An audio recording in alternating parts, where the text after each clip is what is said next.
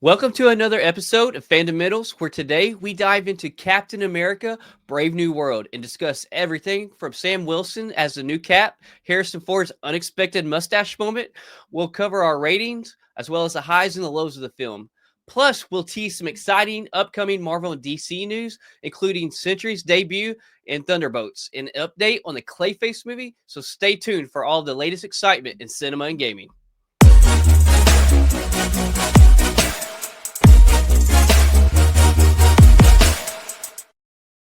Hey, hey. Heyo! So, Welcome to episode 28. yes. It's crazy how quick time is flying by too with all these episodes. Like I was Yeah, literally yesterday just thinking back, I'm like it feels like it, but at the same time it don't feel like we've done that many at the same, I don't know. I literally am thinking about like the first time that we like got together and we were like still had like our little jitters and stuff, and now we're Yeah, just yeah. like, yeah, like I know how to use the system, the software, everything's great. Like we got new lights, and, it's Heck yeah. been great stuff. So we got quite a bit of Marvel to start us off with today. You ready to start that off? Oh yeah.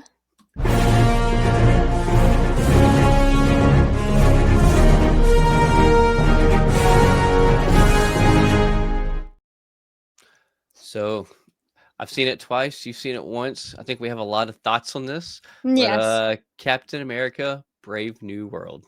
Mm-hmm. What we'll do is we will do a synopsis real quick, and after the synopsis is over, we will jump into it and see what we liked about it, what we thought was funny, what was good, and maybe what was bad. So, Okay. so here we go. Captain America: Brave New World continues the journey of Sam Wilson, played by Anthony Mackie, as new Captain America. Set 5 months after Thaddeus Ross, played by Harrison Ford, becomes the President of the United States. The film opens with Sam Wilson and his ally, Joaquin Torres, played by Danny Ramirez, on a mission to retrieve classified items stolen by the Serpent Society. A rogue special ops team led by Sidewinder, played by Giancarlo Esposito. They successfully recover the items, but Sidewinder escapes after the mission. Sam and Joaquin train with Isaiah Bradley, played by Carl Lumbly, a super soldier who was imprisoned and experimented on by the U.S. government.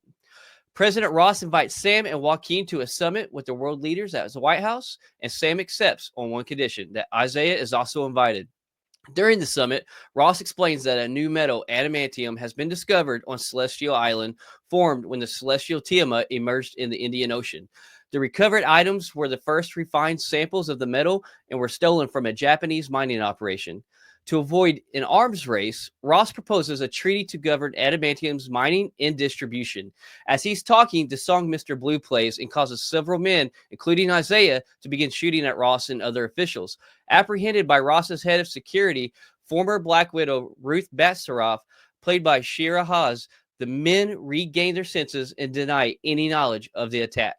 While investigating, Sam is ambushed by Sidewinder and captures him. Joaquin tracks a call on Sidewinder's phone to a hidden black site in West Virginia called Camp Echo 1. Ross tries to salvage the treaty, but the Japanese government blames him for the theft of their adamantium and the subsequent White House attack. Ross realizes that the mastermind of these events is Dr. Samuel Stearns, played by Tim Blake Nelson, who gained advanced intelligence after being exposed to Bruce Banner's blood during the Abomination's rampage through Harlem.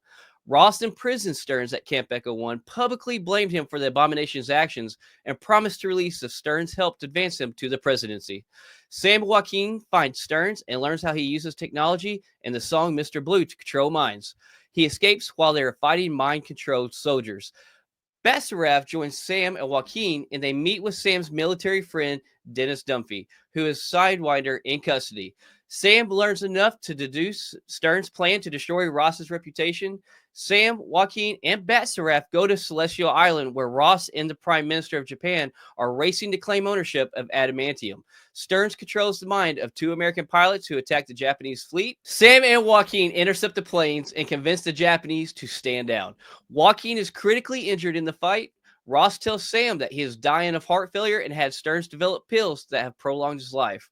Ross refuses to release Stearns for fear that he would no longer make the pills, leading to Stearns' anger and plans for revenge.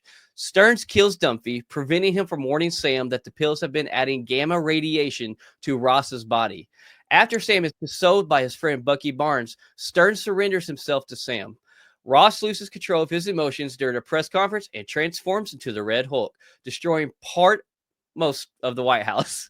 Sam rushes to stop the rampage. Unable to overpower Ross, Sam attempts to calm him down by reminding him of his visits to Washington, D.C., cherry blossom trees with his estranged daughter, Betty Ross. The two fight until they're exhausted and Ross reverts to normal. Isaiah is exonerated. Sam invites a recovering Joaquin to join the Avengers. The Adamantium Treaty is ratified, and Ross has himself incarcerated at the Raft. Sam and Betty visit him. So in the post-credit scene, an imprisoned Stern warns Sam of a coming attack from other worlds. So that pretty much covers roughly the whole story of the movie. To me, I know we kind of ended it there, and I don't want to really start there, but man, the after credit scene is not that important because it pretty much just establishes something we already know. So Yeah.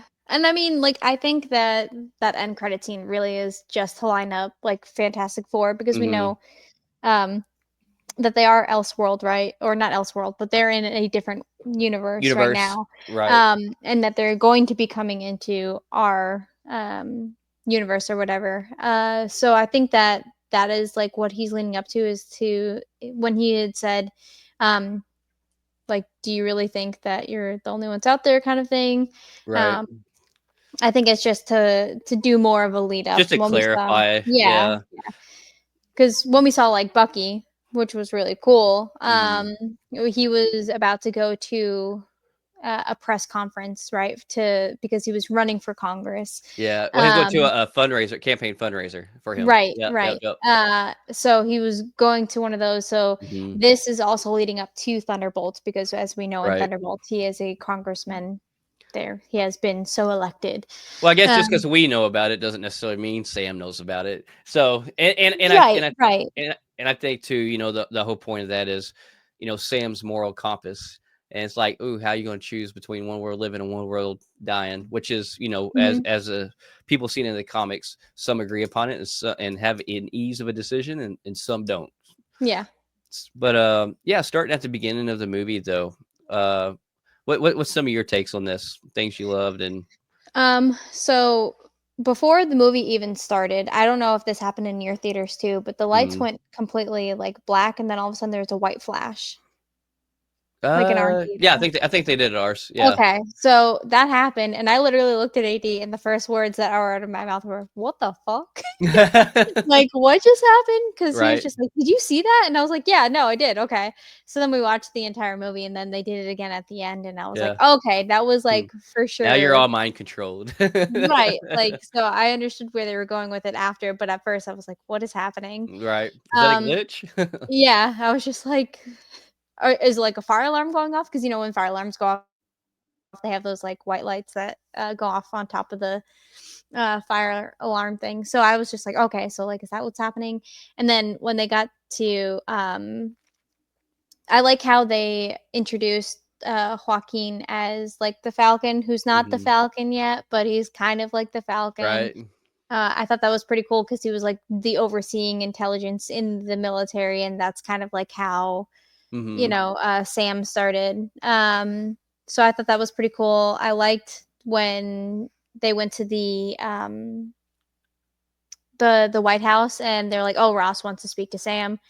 And we're like, "Oh, man. Like, what is this a setup for?" And And made everybody then leave. yeah, and he's like he stays everybody out, and then hear him say that again, later Yeah. on when he's down in the bunker, right? Hmm. Um, but then when, like, he gets in there and he's just like, "It's time to restart the Avengers," and he's like, "Wait, what?" Like, that was like, "Are we supposed to answer to you? Like, what is your Yeah. end game here?" 'Cause, Sam doesn't trust Ross, obviously. For very Uh, good reasons. yes, for a lot of good reasons, because Ross hasn't been a great guy, and he went after, Bruce Banner, and the Edward Norton, uh, Hulk. Right. So I was just like, okay, cool. Um, that all of that was starting. I was like, oh man, that really like got my brain going as to like, oh, is he trying to change because he knows he's the Red Hulk, and I don't think he knew he was the Red Hulk yet. So he was just taking those pills because he thought they were for his heart. Meanwhile, they were putting gamma radiation into his bloodstream to turn him into the Red Hulk. So he had no idea. So I was just like, okay, so where is this whole, like, we're going to make a new Avengers thing coming from? Is it because he's just trying to show to, like, Betty that he's changed? Right. So I think that was a lot of it. yeah, But then also, I don't know. I think that like part of me wants to think, like, I don't know if he thought that he would keep Stearns under his control the whole entire time, or if he was starting to get nervous about that. So that was yeah. also like maybe a hidden agenda, was like, this guy's pretty smart, but if I get Avengers reassembled, they could probably take him on and I won't be at risk. That was another thing that went through my mind when, Yeah. like, after the movie. I thought it was just, like, also super fucked up that he made that, like, backdoor deal with the leader. Yeah. Where he's like, Yeah. as Just soon to as I stay get into the alive. presidency, like, I'll release you. And Yeah. then he didn't. And then, like, Stearns was like, all right. Typical politician. What do you And then the leader was like, all right, like, I guess it's time to go to plan B, because he already had a plan B. Because he's a brainiac. And yeah, and that's when we kind of get to see, like, he's been the guy that's behind everything. Like, he was the one that told Sidewinder about, like, the adamantium. And was he the buyer? Who was the buyer? The buyer was the leader. Like, that Okay, was yeah. yeah. And Yeah. he did all of that knowing that Sam was gonna come Right. in and then start that whole thing. So I thought that was pretty cool. We got to see kind of like an American be a kamikaze pilot, which was also kind of cool, going back in history, that Japanese did that to Right. us at Kind of Pearl Harbor. reverse. So Yeah. right. So I thought that was pretty interesting and cool. I thought that Ruth was very short, and I couldn't figure out, like, why she looks so short, Yeah. and then I had to, like, look up her height, like, when Because when we she got is. home, because I mean, she's She looks shorter than her height you told me a while ago before we got on here. Like, yeah, I feel she's like in the movie she 5'2". looks shorter than that. Right, so I thought that too, but then when you saw her next to Sam, you're like, "Oh, she's not that short." Hmm. But then I go and I look and I see But the Sam's hallway fight. 5'10". Yeah, and she's only 5'2", so I was like, "Okay, well, I mean, I guess that's 8 inches." I don't know. That's just, it seemed Yeah. different. But I really did like the kind of, like, the fact that Ruth, the Falcon, and Sam, like, all teamed up. It kinda gave me, like, Civil War vibes, Yeah. because you had a Widow, the Falcon, and Cap all together, and Mhm. now it's just furthering that, but just with different people playing the characters. So I thought that was, it was pretty cool, and I think that she's gonna continue to be something. I don't know why they made it feel like at the beginning that she was, like, a conning the Uh-huh. president. Like, that shit was a little weird, I think. Like, because when she's like, "No, you're too close to this. I'm gonna investigate Right. this." It swapped really quick. Yeah, and I was Yeah. just like, "Oh, okay." Like, I don't like the way that you look menacingly, like, at Sam, Right. like, he ain't Well, it's like, shit. there's a point where it's like, is she kind of a bad guy or is she a good guy? Is And it that's what I which thought. one is I it? I literally thought that she was gonna be the bad guy of this, Mhm. and that Ross was trying to do good, but she was actually behind the scenes kind of Maybe as controlling a what was puppet. happening. Yeah, Right, puppeteer. and Yeah. then we heard the song and we saw the flash of the lights and we were like, Mhm. "Okay, well, it's a Black Widow thing," and they said that she's a former widow. Mhm. Yeah. Is this where we're headed? And then it went completely, like, the opposite way. So I was like, and they didn't explain that. They were just like, "Yep, cool. She saw that there was mind control, and now she's on Sam's side." And I was like, And she's just got a thing for old guys now, apparently. So that shit was hilarious, yeah, though. yeah, yeah. Where she saw, like, Bucky walking out of the room, Yeah. and she walked in, Yeah. and she's just like, "Was that Congressman?" Yeah. And then, like, said his entire name, and I was like, "Oh, she cheesing hardcore. She a fan." Hmm. Um, and then Sam's like, "But he's, like, 110 years old." I can work with that. And I was like, "Yo." That was wild. Um, and then the last thing that I wanted to talk about real quick was at the end credit scene, like as soon as it like started playing, Hmm. you heard the song "I" by Kendrick Lamar playing, and Hmm. immediately like AD and I have been like Kendrick Lamar fans, or he's been way longer than I have. But I started becoming one probably about 2018, I want to say, because he introduced me to Kendrick Lamar. But with like the Super Bowl that just happened and like all of the Grammys that this Hmm. man just won for, Not Like Us. And then at the end of, Captain America, his song Yeah. plays. I'm like, oh my God, his year is about to This just is take his year. off. Yeah, I'm yeah. so happy, He is on especially because top of it's the world. February and it's Black History Month. And Kendrick has Yeah. always been that way, that he's always just been trying to just speak the truth and actually acting as the truth. Like he took Right. off 2 years during the whole like protests and everything because he was just like nobody's listening. Like what's the point of this? Yeah. So I love that he is back and he's just doing his thing and now he's going on tour with SZA Well, and his lyrics too aren't just like surface lyrics. no, no, Like they that's have so another much great thing. Like meaning. there's not really another artist in rap that really writes music like he does. I mean, there's not just a lot of ad libbing, and I mean, there's a lot Yeah, of other great artists out there. Don't get me wrong, yeah. that do like not surface level stuff, but there's a lot of artists who do just surface level stuff to whatever's There are catchy to try to people make some money. Yeah, And so his there are stuff people always that used has, to go yeah. deep and then became surface level or Right, right. Well, I mean, like, it's just like Kendrick. It's to me like a lot of his music. I've just never seen someone write as deep as he does with like some really power behind the punches of what he's putting out there. yeah, yeah, absolutely. But I was super happy when that song started playing because we started just doing our little like seat dance Yeah. and we were singing kind of along and we were like, I love myself. um, so yeah, I thoroughly enjoyed it. I'm totally Nice. gonna admit that I was wrong on this one. That Okay. I Okay. thought that I mean, I went in with like zero expectations, Oh, and I we came know. out pleasantly surprised. I'm glad. I'm glad. It makes me happy. Like, and Yeah, yeah, that makes me happy. So, it wasn't like a super like great movie as like right. Avengers Oh, yeah. Endgame type or Well, yeah, you don't want all movies to be at didn't- that level, anyways. right because then it makes those not as Right. bad. You know what I mean? Yeah. But like this was a good movie. Like I wasn't upset. There wasn't too many corny parts. I thought there was going to be Mm. a lot of corny parts because it is Captain America.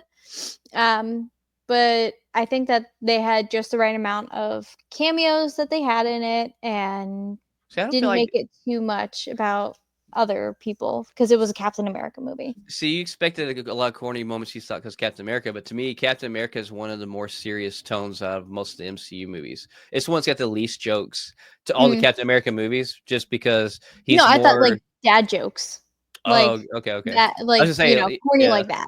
gotcha. Yeah. So, all right. So I have a list of things, and like as I go through them, like please, like interject like your thoughts on this stuff. Like I want to hear this. I don't want to just be rambling on by myself. Got you. So like I'm gonna kind of go like from start to finish to the movie. So like I went and see it the first time. I did take no notes. I was just happy to be there. I was just so happy to be there. And then I went and seen it the second time, and then I was out the whole time just taking notes throughout the movie. And I don't know, it may be a little too much, but here we go. So I do love at the very beginning, like immediately when they're at the bar, the Abe's bar, and like how the public immediately was like, "What's up, Cap? Hey, Cap," and like it's not too much, but I love how they just immediately right off the bat instilled that, as in he took on the mantle at the end of Falcon and Winter Soldier, and so we get to see that publicly. Everybody like this is Cap now. Like I really love the acceptance, and they're just like throwing that out there right off the bat. Um, but then also, I love that they threw some of the 2008, the Incredible Hulk scene with the Abomination on there, like when they were showing the news and stuff. I was Yeah. like, okay, all right. So, because like we've not really got a lot of continuity recently in the films of some stuff, Mhm. and to me, what I really loved about this movie was we got so many things from the past and continuity portrayals in this, and it really tied a lot of stuff together, such as to 2008 Hulk, TM up from Eternals, and so forth. Bucky in there, as you said, from Falcon and Winter Soldier. So there's like so many callbacks to 3 or 4 other projects, and we haven't got to see that in a long time. And that's one of my favorite things about the MCU is the continuity and the way things all kind of connect. So it was nice to It was refreshing to see that, because this has been our first Marvel movie since 7 months, and then Yeah, Deadpool and Wolverine back in July. yeah, and before them Longer we than didn't 7 have, months. Yeah. and before then we didn't have nothing for another like 6-7 months. Yeah. So.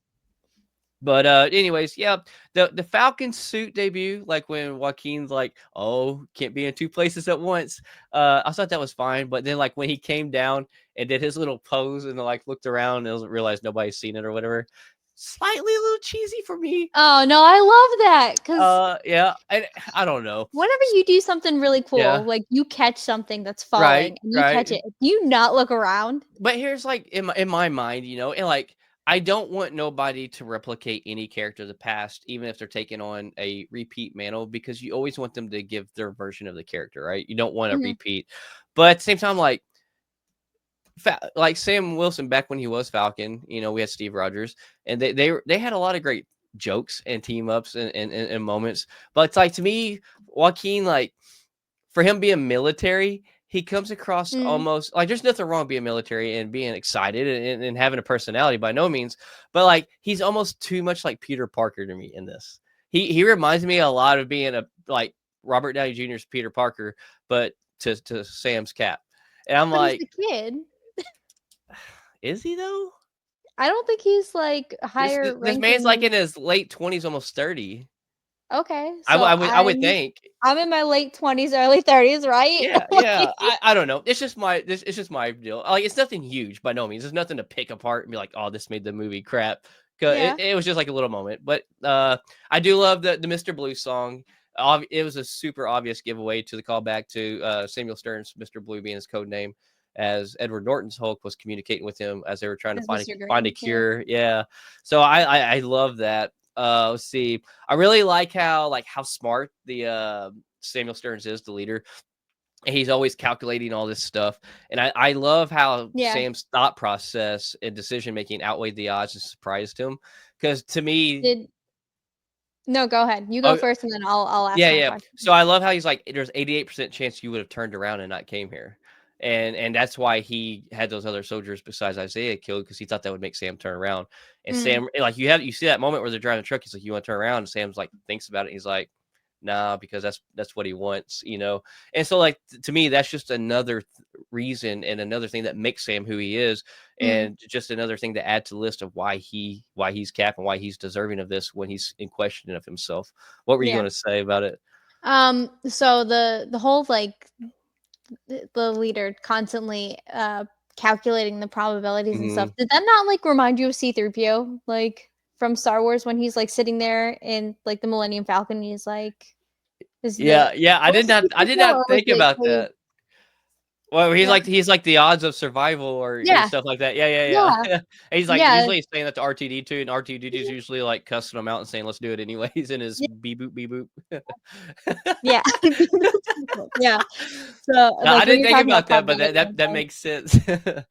Yeah. One thing it did sit there and make me think of was how yeah, obviously it was like Mystic Arts, but Doctor Strange, how he's like, I went back and looked at all the probabilities, and there's only one way that this all works out. And I'm Yeah. over here thinking, I'm like, that was one instance that he did this and went back in time, and this guy can over here calculate it all in his head on everything just like that. Did you see So the brain, though? yeah, It's a yeah, brain.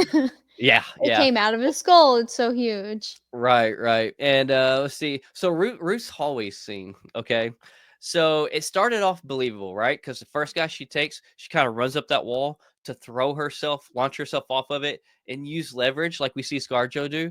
Yeah. And like, we know how they're trained. We've seen the Black Widow movie, we've seen the Red Room. So like, when you're doing that and you're flipping around, launching off things using leverage, makes complete sense. But Mhm. then as we get toward the end of her fight scene at the end, she's just standing on her flat feet, her little self, and like picks up those two big dudes and just slams them down. I'm like, okay, Now you've completely lost me on that.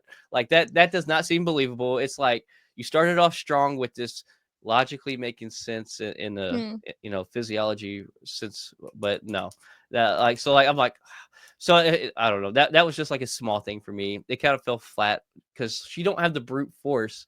It's technique. But Yeah. let's see. Harrison Ford, Carl Lumbly. To me, like Sam Wilson is Cap. Like he did a good job playing Cap. But to me, the top two performances was Carl Lumbly and Harrison Ford. Like Harrison Ford's getting pretty old. I don't know Carl Lumbly's age, but man, Harrison Ford, this is not like a role he's ever played in anything. And this dude just did not hold back. I mean, like him taking on, he made you. I'm not gonna lie. So I love William Hurt, and I hate that he sadly passed away. But watching Harrison Ford play Ross in this made me wish that Harrison Ross has been playing Ford, or Ford has been playing Harrison. Wow, I can't talk. Harrison Harrison Ford Ford has has been played playing Ross Ross. this whole time. Yeah, because he really made you feel like it, and like I mean, his transformation, him losing his anger, uh, all of it. I absolutely loved it. And Carl Lumbly, man, his scenes emotional, like so emotional when it came to like some of his stuff. Like, I mean, when he came out of his deal with Mr. Blue, Stearns, and they're all surrounding him and they like throw him down on the ground. Sam tells him, "Hey, be careful." But then all you hear him say is, "Be careful with my suit." And all you think about is like he's worried about the suit that he wore on his wedding day. And then like him not wanting to go back, like, whew, man, like it was. I don't know. I felt like it's pretty emotional, and like Yeah. his acting. I would like to see this guy in more stuff. Hmm. Um, but yeah, let's see what else do I have on here. Uh, Harrison Ford. Oh, Harrison Ford talking about his daughter to Sam, and then also talking to her on the phone. Finally, after the attack, like the moments of him talking about his daughter, they got to me. Like I ain't gonna lie, got a little lump in my throat. Yeah, it was pretty emotional for me on those. The aerial flight around Tiamat, I thought was sick. Like it was so good. I thought the CGI was overall pretty good on it. It was nice to see the Tiamat and then them just kind of flying in circles and Sam landed on it and different stuff. That was fun. Let's see the Bucky and Sam scene when Joaquin's getting operated on. The surgery. Yeah. Yeah, yeah. Love that. Like to me, the weight of Bucky's words reassuring that Steve didn't make a mistake giving Sam, passing on the mantle to him because Sam Hmm. has everything it takes to be Captain America, and he like gives him his reasons and stuff. And like it's such a heavy moment. And like I love, and then they kill the heavy moment with a joke right at the end. Did your writers write that? He's like, yeah, emotional, not too much, just enough. Just. That was still a funny joke, but it's still a heavy moment before that joke came out. Mm. And I don't know, I love the chemistry between Sam and Bucky. I obviously don't want this saturated with Sam and Bucky, but I would have loved just because I love the duo of them two together from Falcon and Winter Soldier. I would love I'm. to have I'm a little bit sure. more. I'm sure you're gonna get more. Oh yeah, well I think After Doomsday Thunderbolts. probably. Yeah, Yeah. Yeah. yeah, I'm here for it because like them two on screen just they jive together well, and then like they're bickering, Yeah. and then also to hear Bucky like actually say I love you, buddy. Like when he left, I was like, oh shit, okay. The word love isn't really something we've ever heard Bucky say ever. I don't think at all on screen. So that was pretty cool too. Yeah. Let's see. We already talked about. I have one here too. You already mentioned it, so I'm not going over it about how hilarious it was with Ruth having the highs for Bucky. Oh man, that was hilarious. But and then Stearns, like Samuel Stearns playing the leader. So we've talked about it and we've shown it on here, the Funko Pop release of him. We've shown some of the artwork, like for some poster stuff or whatever it was, that some official artwork for him. I thought Mhm. that stuff looked pretty good. Like it didn't look ridiculously crazy as too comic accurate, but in real life, if Yeah. this would have happened, the artwork in Funko Pop looked really good. We did not get that. I No. f- I felt like the gruesome look of him, it didn't work for me. It didn't flow good. I think they could have, if they would have stuck to like what they were promoting out there, that's Mm. what would have been. I don't know how everybody else feels about it, but I think it would have been better, would have looked better, maybe be a little bit more well accepted. But Yeah, because I oh mean, well. even at the end of the Edward Norton Hulk, you got to see his head kind of elongate just like ever so slightly. Well, you Like, see right here his temple actually. It was kind of like the yeah, is bubbling up, and yeah, then yeah. yeah. But like that didn't equate to what he looks like now, which I think is fine. I think they're just trying Yeah. something new. I mean, it looked pretty hideous. Don't get me wrong. I mean, Yeah. it looked like a villain, nasty villain. But I don't know. Uh, let's see. So the CGI of the Red Hulk, like the transformation, the way they incorporated Harrison Ford's looks in with the Mm. CGI on this, phenomenal. Like when the close-ups of the Hulk every single time we had a scene, I thought they were like on par. Like Yeah. it was so good. Like you felt like that was Harrison Ford. There's never a moment where you're like, well, he transformed into this creature. You felt Yeah. like that was Harrison Ford.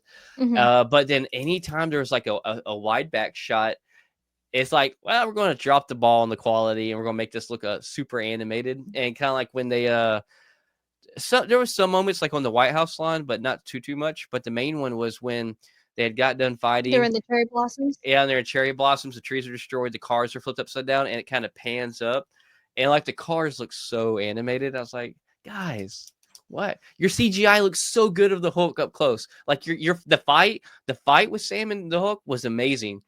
Uh, I but think the vibranium wings were like my favorite thing to like watch throughout this entire yeah, uh like movie yeah, because I did love like the how they absorbed the power like the Black Panther and suit, and then when then he he pushed lands, it out. I Yeah. love that. Yes, it was crazy to see how he figured out like the cuts and the stabs were affecting him, unlike how they would actually, Bruce Banner's Hulk. Yeah. So it shows how quick thinking he is on that. I was actually shocked to see that though, to be honest with you.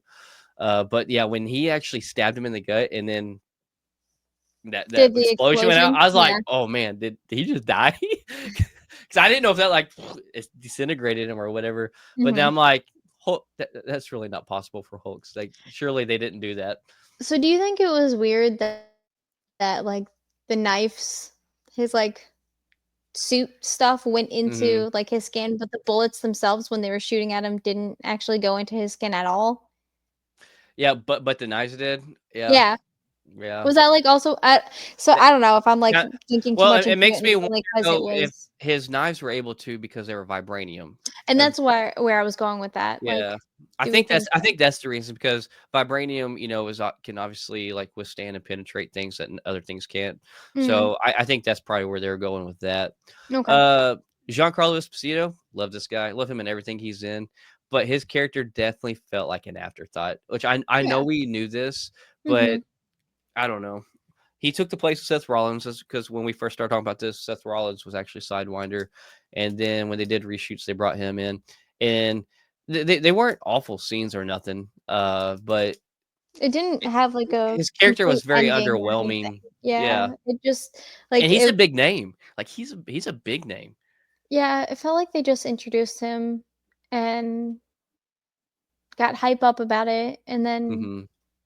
what happened to him at the end? Like, he was at the base theoretically that he didn't escape from, even though he said, like, Yeah. it's Well, not if, it's he when. win. Yeah. Yeah, Yes, so so we know we're probably gonna get him again. I mean, right. and he's already using a team with adamantium weapons. And in the comics, since we now have adamantium established in the MCU, we all know obviously Wolverine and what he has to do with adamantium. But then there's other X-Men things like Sidewinder and his team is known from creating a lot of weapons with adamantium. And so anyway, it's cool that adamantium is finally established. I know there's a lot of people who's kind of complaining like that it was just kind of mentioned, and I didn't expect to see a lot of stuff done with adamantium in this. I think it No, was and I more don't of think a that they should have. I think this was no, more yeah, of introduction. yeah, that we were introducing the Red Mhm. Hulk, seeing him, how he became the Red Hulk. We pretty much got a backstory about the Red Hulk, right? And like how he Right, became into the Red Hulk was because he got mad, right, got really mad, and like to see his like Harrison Ford's eyes like glow red every now and yeah, then. That was pretty cool. yeah, Um, and then like seeing him actually become the Red Hulk, we got to see more of Sam and him developing as Captain America, still mhm, having that inner feeling of like I'm not enough. The same kind of thing with like Peter Parker, like how we saw with the last Spider-Man, mhm, Friendly Neighborhood Spider-Man, or no, that was this week's. yeah, We'll talk about that in a bit. yeah, So like you're seeing Sam say, I don't think that like I'm enough because I don't have mhm, the super serum. Like Steve and Bucky took, and he was just like, I think I have to, like, I don't think it's about me anymore. I have to think about the people, Right. like Bane would say. But he definitely was like becoming himself, and I think that's what the movie was mainly about, and Right. also introducing the fact that yes, we have adamantium, but like that's not the focus right now. So I No, like that no. they didn't focus too much about that, y- Right. because if that was a thing, then we would have dove into divulge. I don't know. We would have gone into X-Men. Right. Um, And we're not ready for that and yet. We're not right, ready. and Yeah. it's not the right time for that yet. So I And, I like that they just kind of were like, yeah, that's a thing, but like, yeah. yeah, it's over there. Yeah, and like you said, like, this is kind of the introduction of the Red Hulk. I don't think there's some people like, oh, I wish there'd been more Red Hulk. I'm okay with actually with the amount the Red Hulk was in there. Only thing I wish would have been done differently is they wouldn't have showed so much of the Red Hulk in the trailers. Mm, Like, they could have showed just a little less of him and maybe have like, because like the transformation of him like on yeah, stage was pretty epic, and yeah. is like, but you already knew it was coming. But Mhm. like if we didn't know that was coming, oh man, can you believe like just the excitement a little bit more in the crowd? Which is why I was thinking what I thought before going in to see this movie. I was like, Yeah, I feel like we've gotten a lot of the good parts of the movie right. already in these trailers, the Mhm. bajillion of them that they kept on putting out between trailers, Yep. and then also with like the Tide commercials and stuff, that you Yeah. even got even more stuff out of that, Yep, and you're you right. know. Um And that's the and I yeah. I get they wanna put people in seats and have good ticket sales, especially opening weekend, but at the same Yeah. time, like, you gotta find that good balance of Mhm. not showing too much. Yeah, and I Um, think also because they had all the rewrites and the reshoots and everything's, yeah, that they really felt like they had to really put this movie out there, which yeah, I think they did good. Like, yeah. I will say it again, they did good. Yeah, and then, like, there toward the end too, I love it when, we find out Ruth and Isaiah's going to a game together, and he's like, "Oh, cool, 2 grumpy people can get along," and he's like, "Say it again," and he gets all serious. No, I thought that was hilarious. I thought that was great. Yeah. Oh, man. Let's see.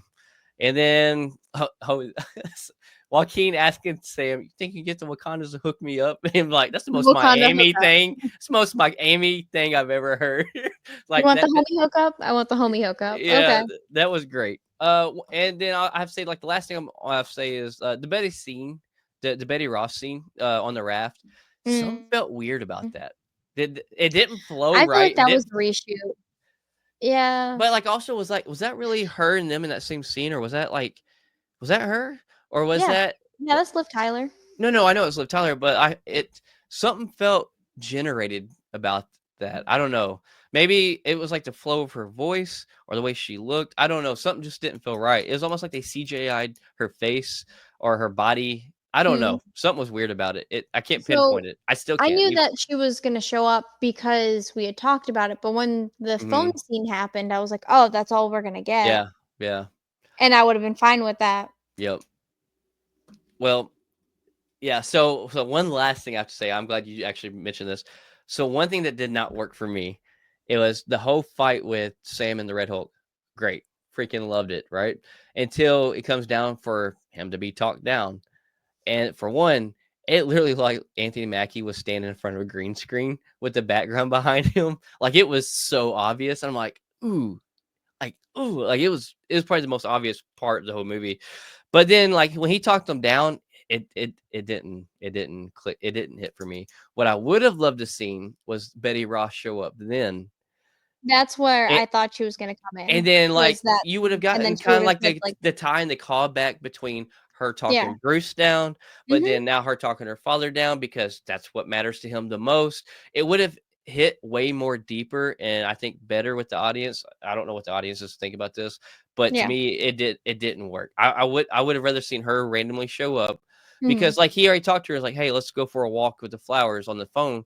So Yeah. it would have made sense for her to show up there in DC and her to see, oh crap, this is what happened to him. So I know I can talk him down because I used to talk Bruce down. Like it to me, it would have hit better. It would have been a better scene for Liv Tyler.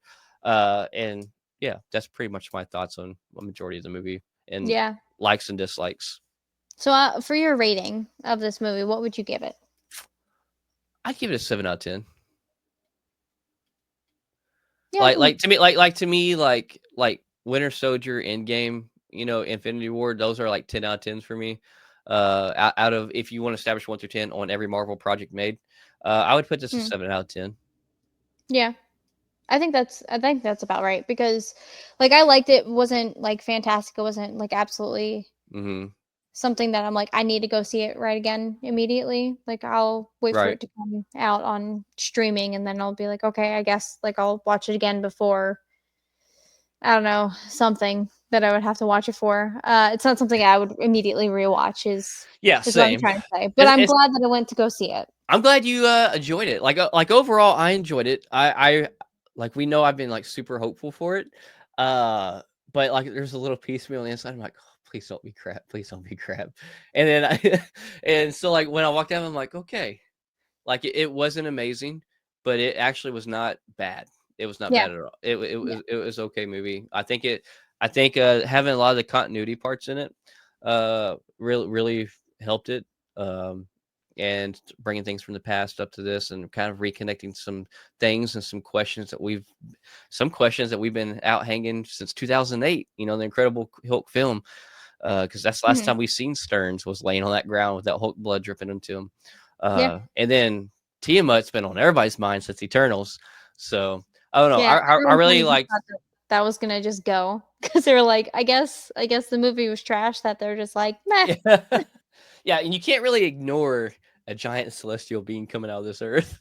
I don't know. It seems like the past. I don't know how many movies have because Yeah, nobody's talked about I it. am curious though how they get the name Celestial Island, because nobody really on Earth knows what Celestials are except for the Eternals, and Mm. nobody knows who the Eternals are because they're hidden in society.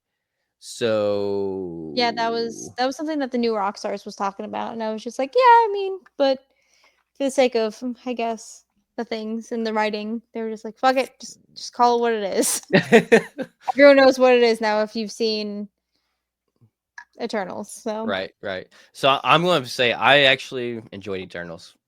I am one who liked Eternals. I thought it was a good storytelling movie. I think a lot of people didn't okay. care for it because it wasn't like action, bam, bam, bam, like a lot of Marvel movies are. But I thought Mm, as a storytelling movie and for what it was, I actually enjoyed Eternals. I enjoyed it. I've watched it 4 times now. So I think I've seen it once. yeah. So Yeah.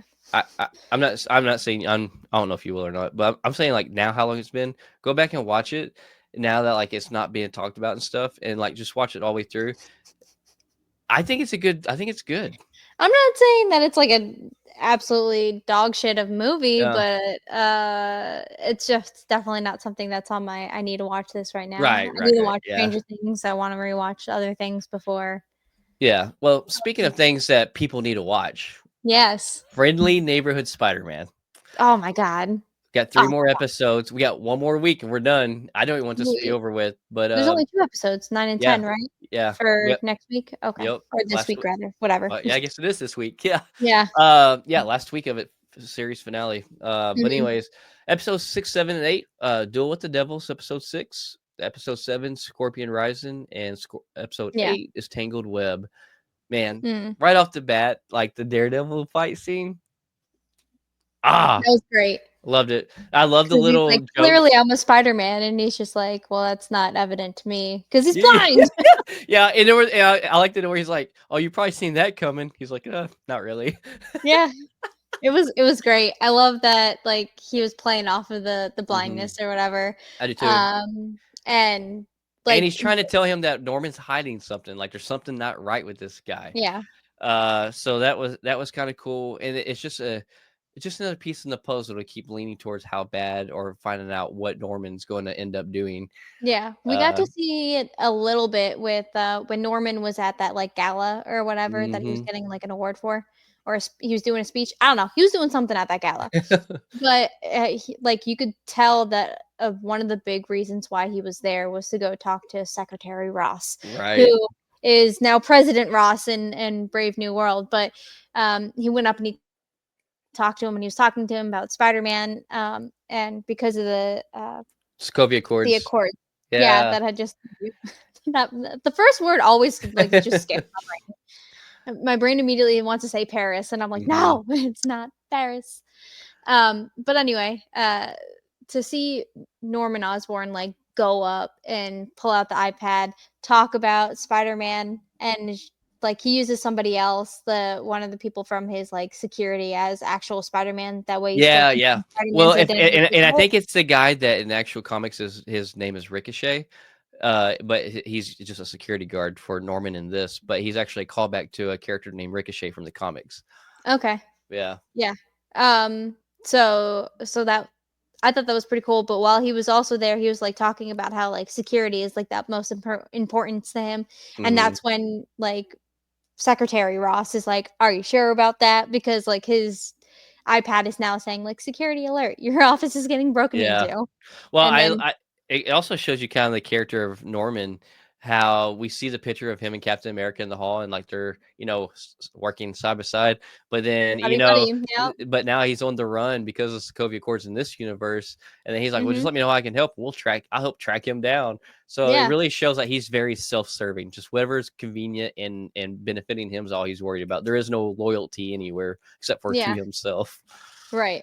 And then Norman ends up calling his son's phone. So he calls Harry's phone to get in contact with Peter because Peter had turned off his phone because Yeah, they're having their Nico, friend date. yeah, the three of them were hanging Yeah. out because like because Peter hilariously was like, if A and B equals C, and if I love C that too that he and said. B equals A, then obviously B and A should equal C or something Yeah. like that. I don't know. Like it was hilarious, and I was just like, oh, look at you trying to be a nerd. Good for Yeah. you. But then Peter had to run out and go deal with the security incident, and Go get that's some when soda because he's out. mhm.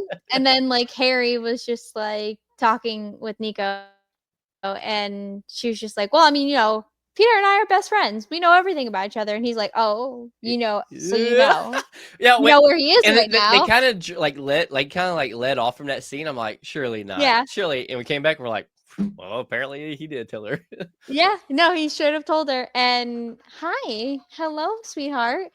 Um so she finds out that like Peter is Spider-Man, and she's just like, fuck this, and like runs out because like if you thought your best friend, you knew everything about your best friend, and then all of a sudden you find out this huge thing, like how would you feel?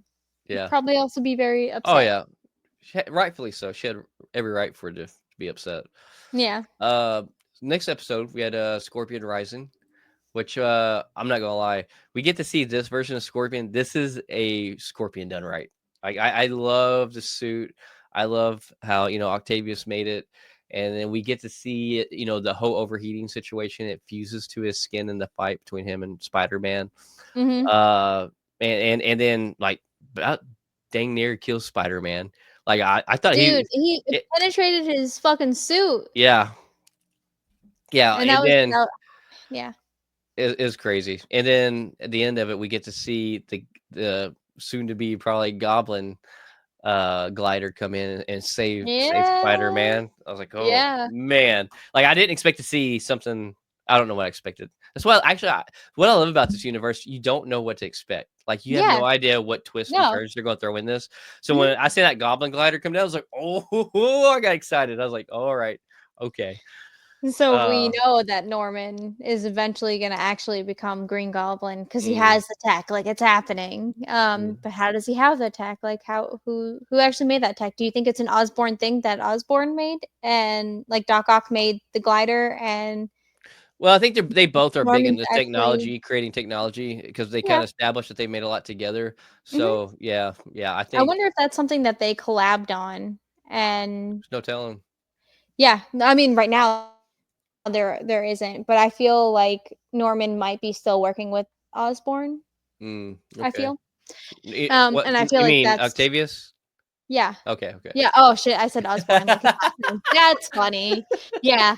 Um, no, but in this episode, we also got to see, Harry and Nico, like, driving because Yes. Harry is trying to, like, glide over, like, the fact that he just totally ruined Nico and Peter's friendship, and he's just like, well, can you at least forgive me? And he's teaching her how to drive his car. I love And then that they scene. had the whole race that like happened, and Yes. she did that. Well, it's cool too. We get to see the first little glimpse of her power too, her magic power, because you see as they're going and that car is that they whip over and there's a car and you Yeah. see her amulet kind of flicker and glow, and that's what helped her real quick get over and saved her from not actually rear-ending that car. Oh. Okay, Yeah, I have to rewatch that episode because yeah. I did not see that. Yeah, That's like when cool. like she's coming up and there's that car that's not racing, and she's like, "Oh crap!" and she whips over. Something that amulet Mhm. kind of purple amulet kind of glows, and it helps Yeah, her like do it. So yeah, that's so yeah, cool. yeah. Um, I love that scene. It was really fun though with them in the car. yeah, that was really cool. Like, I'm happy that they did that, and if that's how, like, they start, like, Nico's power off, and now all of a sudden she's found out that she has her powers because of that, I think that's pretty cool. Um, hmm yeah. Yeah, then you got Pearl and Lonnie at the 110 gang. Uh, she's confronting Lonnie, and Lonnie just Yeah. keeps getting deeper and deeper, deeper and Yeah, deeper into the 110 and gang. they're arguing, and that's when, like, Scorpion, like, appears, hmm and then, like, Lonnie is like, "Oh, shit," like, back into, like, boyfriend mode where he protects Pearl and it's just like, Yeah. "Stay behind me." I love how Peter's like also like, ma'am. Yeah. Oh man. But yeah, that every episode was pretty intense. Yeah, because then in Tangled Web, we got to Uh-huh. see Iron Man show up and, like, the Yeah. Avengers movie like, music kind of, like, played a little bit, and that was pretty cool. They We got, arrested like, the teaser Octavius. of the yeah, hmm dude, Doc Ock doing that, like, dance and, like, while he's beating people up with his, like, gadgets and stuff, I Yeah. immediately thought of, Spider-Man 3 Oh with Tobey really? Maguire. Yeah, Yeah, that's where funny. he was, like, dancing down, like, Yeah, oh Manhattan or whatever. so painful. Yeah. Yeah, but then, like, at the end, we got to see the fact that Peter was just like, "Well, I don't have a suit." And then Harry's Yeah. like, "But do you though?" Yeah, and then it ends with the glare of the red suit and his glasses. And then we Mhm. also that's where we also get the we think iconic line that we all know with Norman Osborn is who it comes from this time, and he's like, "With great power comes great respect." I'm like, "Oh, just a red flag, Peter, bro, Yeah, red flag." Like yeah, you just has to scream villain to you, man. Like, and I think he's slightly starting to pick up on it, but I'm so yeah, excited and ready for these last two episodes. Like this season has been so solid, so good, and it's been refreshing. Like like I said, this is probably my second favorite Marvel animation. X-Men yeah. 97 being the first. This is definitely my second. I hate to say this, but I like this better than the Spider-Verse from Sony and Marvel. Ooh, And I love that show, and ooh. I love the soundtracks, but like, and I know I hate even saying that, but like this has so many characters and so many unexpected Mhm. twists and changes. I don't know, I feel like I Spider-Verse had also twists, it and did. I don't know, I really All like right, so I'm not gonna Spider-Man. say it's better. I'm gonna rank them side by side Yeah. because like I love listening to. I still listen to the soundtracks from most in Spider Verse, Oh, yeah.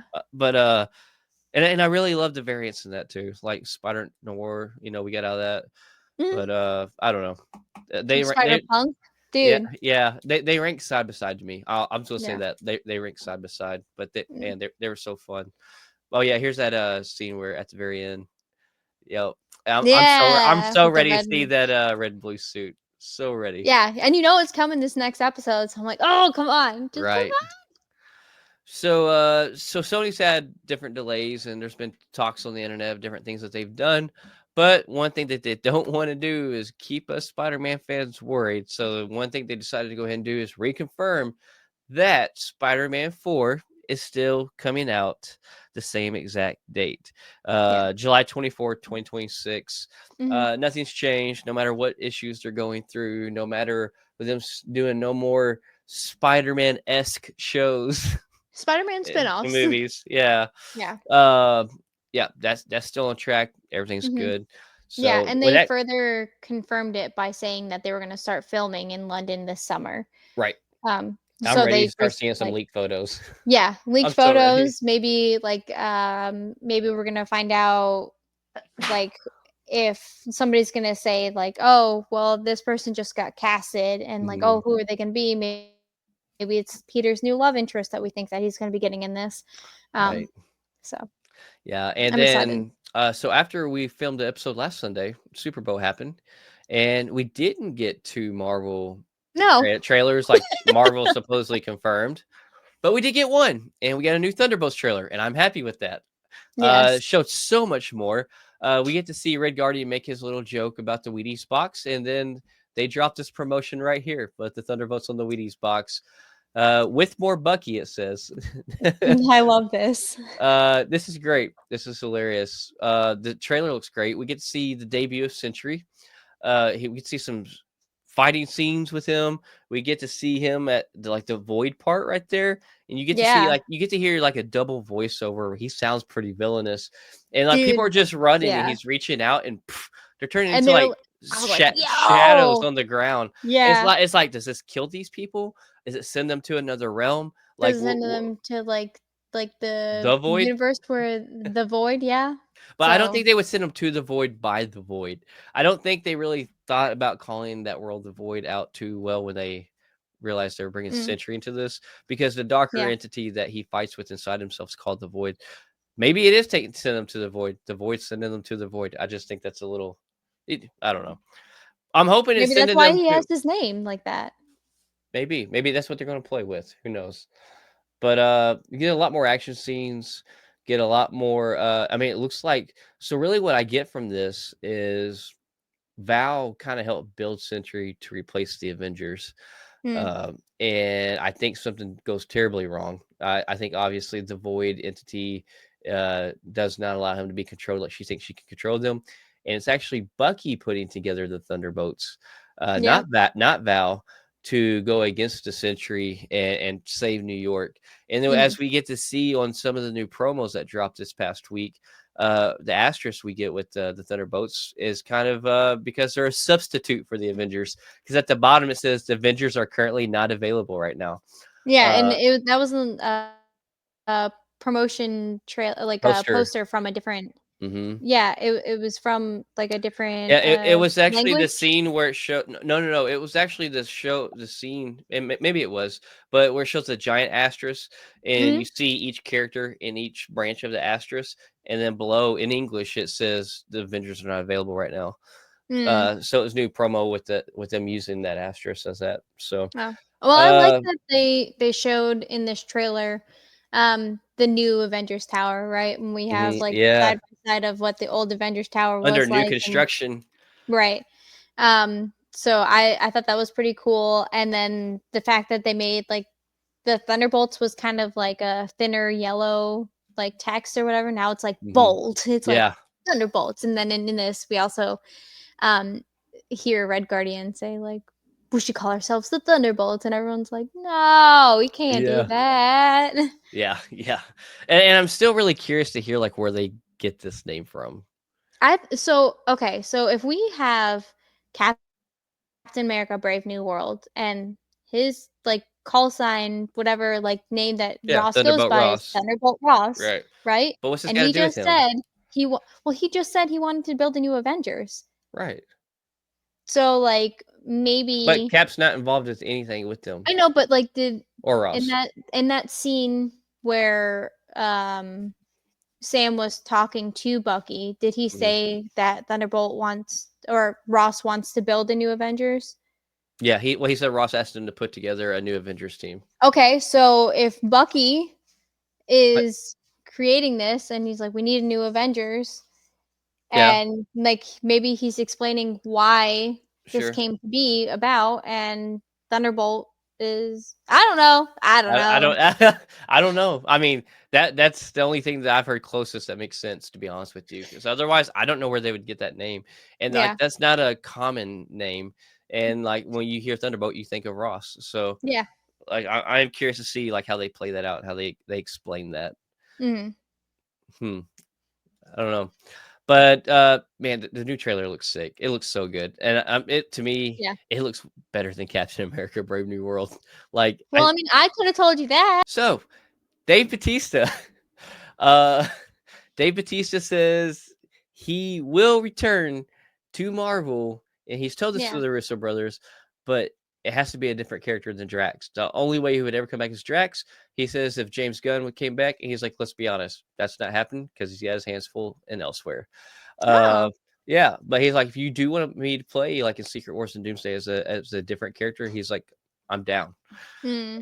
I personally don't think that they'll bring him back into it. Do you think they would? And if so, like, I have no idea who he would even be, to be honest with I don't you. know. I feel like you could be like an extra type thing. Like we know that Chris Evans is coming back, and Mhm. we know it's more than likely not as Captain America since Right. we have Oh, Sam yeah. as Captain America. Right. So he's playing a different character. So like Dave Batista has gone through a completely different transformation as to what he looks like now. He looks Oh, like a yeah. suave, It's like way smaller too. yes, exactly. So the fact that he looks completely different, I feel like he could totally like if you see him on the screen, you wouldn't really even know that that's Oh, yeah, Drax, you know. 100%. And even Drax's face, like even though it was Dave Batista's face, Mhm. right? Like he had so much makeup on it and so much everything that Yeah. he didn't really look like him. Oh, they could easily pull him off as another character, like you said, easy. Yeah, I just don't know if they will or not. I hope that they will. Yeah, I'm not opposed to it, but I guess we shall find out. Yeah. Um, Robert Downey Jr. Decided to make a Valentine's Day post on Instagram, and he decided, he's really taking on this mantle of doom on screen and off screen, apparently, because this Hmm. is what he posted right here. Happy Yeah. Valentine's Day, Doom heart shape esque I candy. love the Victor Von Valentine instead Yeah, of Victor Von Doom down at the bottom. I thought that was like super cute yeah. too, and I love that it was chocolates in the face in the mask. And Like, I love too, like he's taking this character on, and like he didn't have to do that. I mean, it's his own personal thing right now. But for him to throw yeah. that up, I'm like, all right, I see you. Um, Another thing, this is purely rumor. There's been nothing even confirmed or no, solid sources. But supposedly, Jenna Mhm. Ortega's in talks with Marvel to play a prominent role, and fans already casting who they would love to see her be. Hmm. So a lot of people are saying they'd love to see her as White Tiger, because we are getting White Tiger in Daredevil, but the guy who plays White Tiger, as we know, sadly has passed away. So we know his character is probably going to pass away or be non-existent after that's done and over with. But then there's a White Tiger female, which is the daughter, I believe. And so a lot of people was like, that character is really dark and brooding. She's pretty good at playing dark, broody people. And so a lot of people are Isn't like, that like yeah, what she solely plays? pretty much. I'm not gonna be lie. Like if I think about like who could she be playing off the top of my head, there's not a single person that I'm like that's definitely who she could pull off. So I don't know. I'm not super familiar with the White Tiger and, Mm, and and the secondary White Tiger character. So, but that's yeah. what a lot of fans already are casting her as who they would like to see her be. Yeah. But So do you think that because we're just now getting rumors about this, that it's somehow kind of maybe tied into like Daredevil Born Again? Or do you think it's like a later on type thing? I don't know. I don't know. So like some people are saying that with this being a rumor, maybe her character is being set up in Daredevil, and Mm, that's where this rumor came from. okay. There just hasn't been any confirmations for it, and Hmm. as we know, Daredevil starts, I think, what, March 3rd, I believe, March 4th. Yeah. March 4th. Okay, so as we know, I mean, once that plays, we should have we'll see if she gets set up or not, and Yeah. her character does get set up, then there we go. We know this rumor had a little bit of Yeah. weight But to it. speaking of Daredevil Born Again, they just actually said that it's going to release with 2 episodes rather than just one. So Yes, I'm super excited about that. That on the 4th, we're getting 2 episodes rather than one because, as we all know, I hate waiting. yeah. I hate waiting for more content. Same, same. I think I'm loving that they're starting to do this 2 episode premiere. Like I'm here for it. If y'all want to do Mhm. 3 or 4 episode premiere, go ahead. Like I'm not going to cry. Yeah. And Doomsday actually is going to start taping in March in England. So I hope that we also get some leaked footage and set shoots for this as well. Yeah, I'm ready. Marvel's got a lot of stuff rolling out, and this Yeah, year is gonna be so much, so much. And I'm ready starting off, for it, it's starting off pretty good. It's starting dude. off not bad. I'm So actually really happy that Captain America did as well as it did, yeah, I'm because happy that you didn't hate it. So you're welcome. because You're you welcome. really expected to hate it. Yes, I did expect that it was going to be absolutely terrible. I did Mm. expect that. So when you go into a movie expecting it to be awful Yeah, and it's not, you get a 7 out of 10 movie. There you go. nice. It's nice. Oh, so It's nice. you ready to jump into some DC? Yes.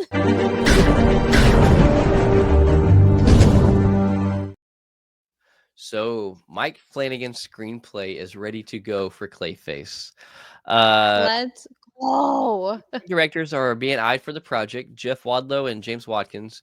Uh, Mm, just from both of them are coming to Mike Flanagan next week. This week or next week, one of the two. So yeah, it's interesting to see how the pitches go and what Mike Flanagan decides. Uh, yeah. and this is to release on September 11th, 2026. Yeah. So this is definitely something I'm super excited about. Oh my god, yeah. I love, and I mean, anybody that's watched, Fundamentals from once I started talking about Mm, Mike Flanagan. I love this man. I love everything that he mhm. does. He has not done really anything wrong that I could think of. So the fact that he's coming out with this Clayface movie and seeing how James Gunn has done Mm. Clayface in Creature Commandos, I'm really excited about it. I can't say that enough. Yeah, no, I am too. And Clayface is something I've talked about for years that like I'm ready to see more Clayface because back in the 90s animated series, that was one of my favorite villains that Batman fought. So I'm so Mhm. happy. We just got Clayface and Creature Commandos, like you said, and then now we're getting this. So And we got some Clayface again oh, in, you're right.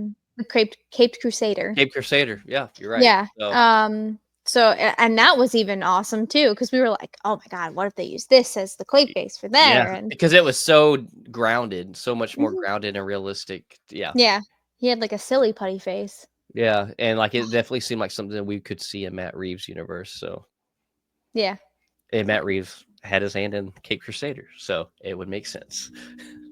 yeah. Do we know S if this Clayface is actually gonna be Matt Reeves? I thought it was a James Gunn Clayface.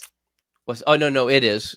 Oh, Yeah, no, I'm just saying, like, before, though, before we knew, I'm just saying, like, it would make sense if they oh, if he brought Clayface in, he could mhm, bring it into his universe as well if he wanted to go that route that did the Cape Crusader, because it's yeah. very grounded and more realistic how Matt Reeves is.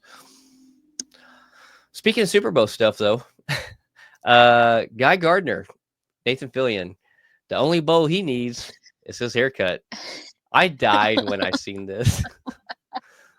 Dude. I love Nathan Fillion. Dude's hilarious. Yes. Yes, he is also another actor that I do love. I do love Nathan Fillion. He's Cade Six from Destiny. And he does an amazing job at that.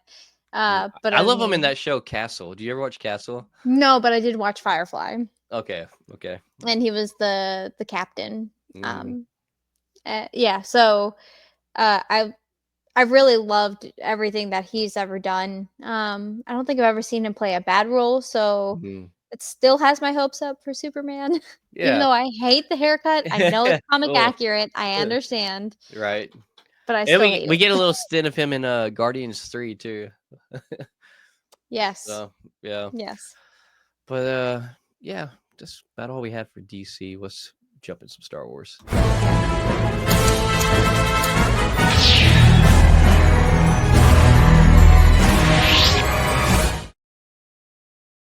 We don't really have a whole lot of Star Wars news at all. But here's a little recap of what you can expect of Star Wars that are confirmed release dates. So we do have set like for younger kids, the Young Jedi Adventures, which is on Disney Junior on Disney Plus. It is coming out March 19th through the 2025. Then also we have Andor season 2, which is April 22nd, 2025. And then we also have the movie coming out May 22nd in 2026, The Mandalorian and Grogu. as of right now, these are the only confirmed dates that we have for Star Wars projects. There's other things we do know it's confirmed in the works, but these are the only things with actual release dates of knowing when Mhm. things are coming. And Yeah. Mandalorian, we know too, just wrapped filming here recently. So Yeah. And I mean, like, they do have the Star Wars celebration that's happening again in Tokyo in April. So yes, yep. that's where we're expecting to get a lot of Star Wars news. So Hopefully, one yeah, day I'm going to make it to a Star Wars celebration. They hold it in a different place every year around the world. I really wanted to make the Tokyo one. It just was not in the cards. that is expensive. Oh God, yeah. But I've always wanted to go to Tokyo once, at least once in my life. So, Mhm. yep. Ah, the bucket list. Yes. Yes, Yeah, it is but too yeah. on Taylor's bucket list. So So let's jump into some educated wish. let's go.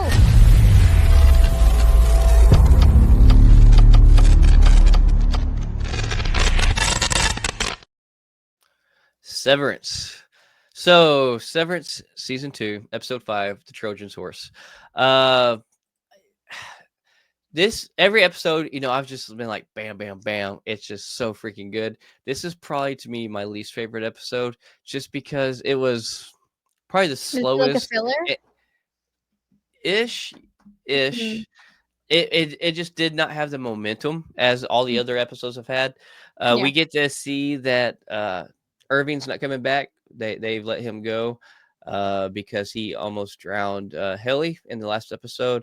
But he called out, finding out that she was actually an imposter playing as her any when she was her outie down there, because she refused to want to go back as her any, seeing that she was trying to take down the very thing she's created. So this episode, they're like, well, at least let's throw a funeral thing for Irving, even though he's not dead. He's just not coming back. So they reluctantly let them do that, and they kind of have a eulogy about it. Uh, Zach Cherry does a hilarious eulogy for him. He also finds that Irving had a hidden message behind this framed picture on the wall, which Mm. at the last episode he says something which kind of makes him to think of something just to hang in there, and there's a poster that says "hang in there," so that's how he finds it. Is it the cat? Huh? Is it the cat that says No, hanging there? no, Oh, I don't think it is. Uh, I don't think it is. I'm trying to remember what the picture looks like now. I don't think it is. But anyways, okay. yeah. We see Helly officially. We think come in as her any. She did it against her will because pretty much her dad and the board told her you are going back in, and she did that. There was not a lot of this. A lot of this was them kind of just going around the office, and Mhm. Adam Scott's character being mad at her because he slept with her in the last episode, thinking it was her any, and he found out it was her outie imposing, and yeah. So he's pretty much just like brooding and pissy about it, and Mm. there's not a whole lot that goes on in this episode besides that. Seth. Seth has his, which is the guy that's always manipulating them. He's over them. He has his review. His review doesn't go very well. That's really kind of the basis of this episode. But Okay. still a great show. Still a great show. I'm not dissing it. It's just probably the least flowing episode to date that's happened. Okay. Yeah. Well, But on happier, more exciting news, we've been talking about the Goonies too, and how it's been rumored that it's happening. But now, seems like we're finally getting some movement. It looks like we have Steven Spielberg as the producer of Goonies 2 slash Goonies sequel, because we weren't mm, really sure what they're going to call it. So I'm really happy that they're doing this. And we've had like multiple times where they get together for cons, and they really do love each other and have that mhm. like camaraderie together. So I'm excited to see it continue to move forward, because then we'll get a date and we'll get some like footage, maybe like a photo. But yeah. It should also be start moving forward now for sure. Mhm. Let's see. Dexter Original Sin. We had the episode finale. That is called Code Blues, and so good. Ended really well. There's not been a episode in this whole season that was not good. It was all great, and we Yeah. did think that we would possibly get to see the death of Harry in this. but we don't. So that tells me that they're going to probably do a season 2. And Yeah. as well as this was loved, I think it was. I'm glad they didn't just do one season to tell the prequel story and end it, because Mhm. oh my god, this is so good. And this is, you really go into this thinking that this is a big Dexter origin story, when this is as just as much an origin story for Harry as it is for Dexter. Uh, Yeah. and it's so good. So we ended the last episode as him letting the police captain that's played by Patrick Dempsey take off so he can lead him to where his son's being held, and Mm. coming to find out it was like a half a block or a quarter mile from the police station in a ship out on the water.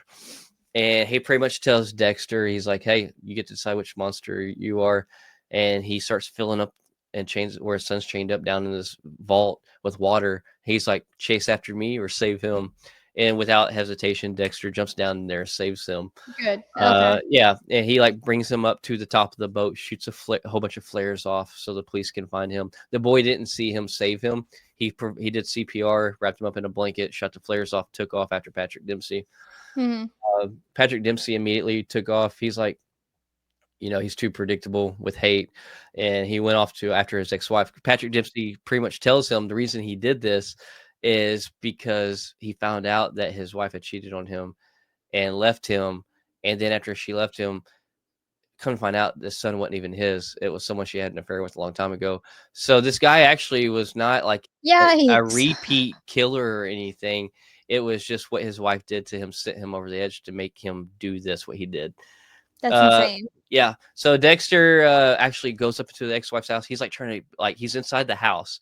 He like pushes the new boyfriend or whatever down the stairs. He's knocked out. She's like running to a room, locks the door. He's almost through the door, punching through the door, and Dexter passes out, carries him to the boat. This time he has him wrapped in plastic out on the boat in the middle of the sea and does his thing. Yep. Damn. That's Yeah. insane. And then Harry gets to find out that he's wrong. He wanted to see about the police captain what he wanted to see. Apologized to Dexter, told Dexter he's right. And we get to see Dexter's brother, Brian, in this continue on the story. And he holds a gun to Harry. Uh, he tells Harry to shoot him. He won't. So then he knocks Harry out, chains him up to a rooftop. And before he knocks him out, he tells Brian, he's like, listen, Dexter would be in a world of pain and all kinds of stuff. He doesn't need you in his life. He's like, I'm not trying to be out to be some hero. He's like, but Dexter is better with me than with you. Well, Damn. and some of his blood, he writes on the wall, "You're right," on the rooftop. And we see Brian kind of decide to not bother Dexter anymore and go his way. So Mhm. yeah, that's how it ended. It kind of finished this whole series and or the season, and it was good. It's so good. Yeah, I can't wait till you watch it and like just to hear what your thoughts are on it. Yeah, it'll eventually be watched. Probably when like AD and I get back together in Las Yeah. Vegas. But other than that, like I'm glad that it ended up really well. There have been like numerous other people like out in the world of the internet Uh huh. that have said that they would love to have a season 2 because it kind of left off at a cliffhanger and you have like more information that you can have for season Hmm. 2. So there hasn't been anything official about it Oh yet. yeah, But yeah. and also Dexter at the very end gets awarded a full time position in the department instead of being like an intern. So now he's Mm, actually a full time employee instead of being an intern there. So awesome. yep. Nosferatu is coming to streaming on Peacock February 21st for anybody who didn't get to watch it and wants to watch it. And then also they will be offering the extended cut on Peacock. So and supposedly it shows a lot more of the count on there. So More of the count. Oh, okay. yep, a little bit Things more I never. of Skarsgård. So, which I feel like I wanted to see more of him on screen. Didn't get a whole Yeah. lot of him, so I might actually rewatch that extended cut and see if it was worth it or not. Okay. Uh, Well, let me Godzilla, know. yeah, Godzilla minus one is getting its sequel. This is a movie that did super well, broke so many records, and had one of the all-time lowest budgets to make a film for $15 million. Hmm. But apparently, it's been confirmed they are getting a sequel with a significantly larger budget. So anxious to see what they More can do with the monsters. larger budget for this. This obviously, as we know, is a standalone. It has nothing to do with the MonsterVerse, with the Godzilla and all the Monarch and things we've been seeing with the shows and movies all tying in together. But Hmm. I still have not seen the first one. I need to see it. I heard it was really really good. Yeah. Let's see, Mortal Kombat gets releases Carl Urban as Johnny Cage. A lot of people are saying I love Carl Urban. They're like, yeah, he'll do great in this, but a lot of people are saying that they would love to see him play someone else besides Johnny Cage. Mm. So yeah, then this is supposed to come out October 24th, 2025 this year. Yeah. But are you a big So, Mortal Kombat fan or um, no. yeah? Yeah. So I've played the video game. Hmm. It was actually one of the first video games that AD and I actually played together. So it's always funny when there's like new stuff that comes out about it. But I don't think I saw the first Mortal Kombat, the remake anyway. So I watched it. Like when it they just come out, I says, watch them. I'm just not like oh my god, I have to see it type thing. oh yeah, Yeah, no, that's not me. same. Yeah, I got other things that I can be doing with my time, because it's at the end of October, so Right. it's near my birthday, so I'll probably be planning birthday things. There we go. Um, Also during the Super Bowl, we got a How to Train Your Dragon trailer, which Yes, is supposed to come out on June 13th of this year. Trailer looks amazing. it does. Um, It like looks solid. I got to see it again yesterday when I went to go see Captain America, and I got to see it on the Mhm. big screen, and I was like, "Oh man, it looks Visually, it good." looks like they did it justice, like compared Hmm. to the animated one to the like it looks so good. Yeah, I'm excited for it. It looks really good. It sounds good. Like, because even the CGI of Toothless, where you think that like it would look weird because Hmm. like they touch like the paw to the hand or whatever, the face and the hand, Yeah, and like to see that and to see that it doesn't look like he's just like petting a green screen or something, like it right. looks Yeah, good. it looks good, The and amount it's of trailer detail looks CGI. good. Yeah, because I Yeah. mean, like you get trailer CGI sometimes where it don't look good, but it looks better once the movie comes out. But right off the bat, like you said, like the trailer CGI looks phenomenal. Yeah, and you got to see a bunch of other people that are from the original, like animated, like the twins that had like the twin-headed dragon thing. You got Hmm. to see more dragons. You got to see a The ginormous dragons look dragon. good too. Like Yeah, they look a lot like the animated series. So yeah. and you get to see a lot more Gerard Butler in this too, Hmm. playing the Yeah, dad. yeah, and I love that they got him to play from the animated Yes. series, and got him to play the dad as in the real one, in the live action one. Yeah. Um, so I'm happy that they did that. It looks great. Same. Something that people aren't really super excited about is the fact that we have that Harry Potter HBO series that's Right. supposed to be coming out, and they just said that John Lithgow is in final talks to play Dumbledore. Oh.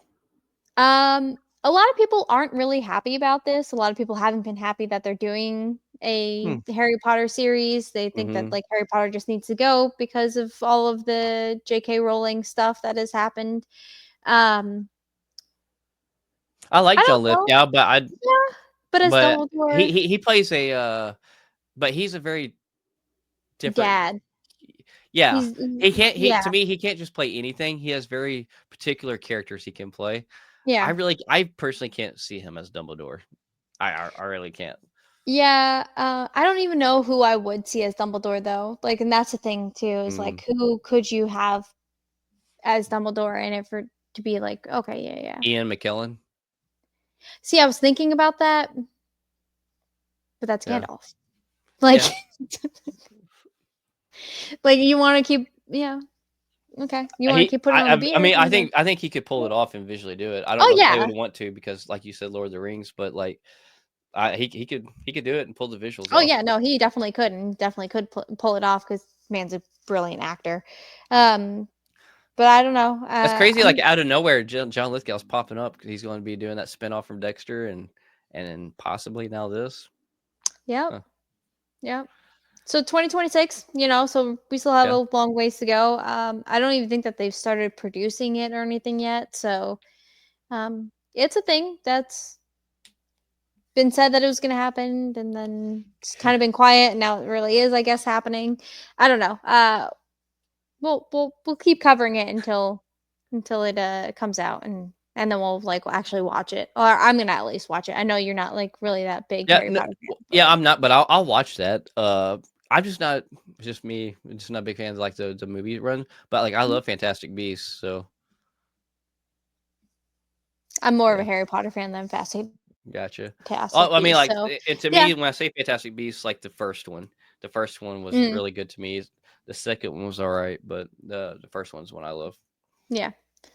But speaking of Dexter Resurrection actually came out with a little new cast. A little new cast is a weird way to say it, but Peter Dinklage has been added to the cast, Okay. and this is supposed to come out in June of 2025. So still getting news Peter, about that, I say and Peter Dinklage is one of those two that can do no wrong. I feel like I love him in so many things. yeah, I need to see this Toxic Avengers movie, man. Like Yes, I'm so ready for that. him playing At Toxie. August, right? 25th, I believe, Yeah, or yeah. 29th, 25th. I don't know. It's somewhere Yeah, in August.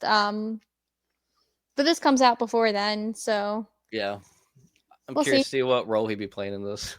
Yeah, the little like reel that you had sent me, it did say who he was playing, but I wasn't familiar with that character, so I was just Mhm. like, okay, well, that's cool. Handmaid's Tale. Yes, season 6, which is going to be the final season of Handmaid's Tale, which I say it's about damn time. Um, How I long has it been? I don't know. It's season 6, so it's like they've had 5 other seasons, and the Oh, first I thought you meant like it's about 2. time the season 6 finally come out. Oh, no, no, no, like, it's Time to end it. yeah, I think Gotcha. anyway. So I've never seen this. I it's on my list. I've heard good things about it, but I've never Yeah, seen it. so the first season, brilliant. It was great. It's scary because of, Mm, like, the way that the world is headed and right. how close we could theoretically possibly be to, like, a Handmaid's Tale. Um, so it's really enticing to watch. It comes out on April 8th, this last season, but I really enjoyed the first season, and then Mhm. it kind of like felt like it Started was just the dwindling down. same over and over.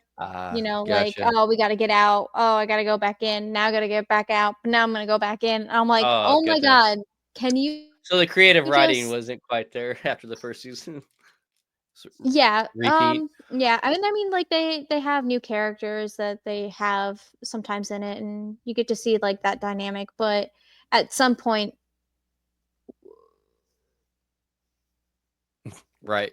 you know, You gotta quit so going back in and out one at a time. One at a yeah, time. so she goes, she needs to get out, and I think she did get out, but then she was like, oh, I have a daughter, so she had to go back in, and then she ends up getting pregnant and having another kid, then gets her first daughter and takes her out Hmm, with her, and then leaves her with like her husband on the outside, and then goes back in is like what I think the goodness. last, yeah, to go get the other daughter.